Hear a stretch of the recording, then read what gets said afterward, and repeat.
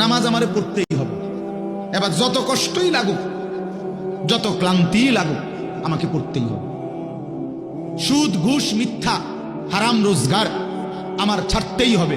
এবার আমার সামনে বাকি সবাই লক্ষ কোটি টাকার, মিলিয়ন মিলিয়ন টাকার মালিক হয়ে যাক, কিন্তু আমার যেহেতু অনুমতি নাই, আমি এটা যাওয়া যাবে না।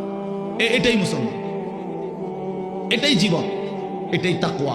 আল্লাহ তাআলা আমাদের কাছে এটাই চায়, বান্দা গুনাহ বর্জন করো, আমার হুকুম পালন করো, বিনিময়ে আমি আল্লাহর কাছ থেকে অনন্তকালের জান্নাত বুঝে নাও। নামাজ আমারে পড়তেই হবে।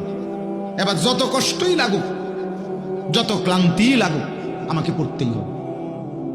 সুদ, ঘুষ, মিথ্যা, হারাম রোজগার আমার ছাড়তেই হবে। এবার আমার সামনে বাকি সবাই লক্ষ কোটি টাকার, মিলিয়ন মিলিয়ন টাকার মালিক হয়ে যাক, কিন্তু আমার যেহেতু অনুমতি নাই, আমি এটা যাওয়া যাবে না।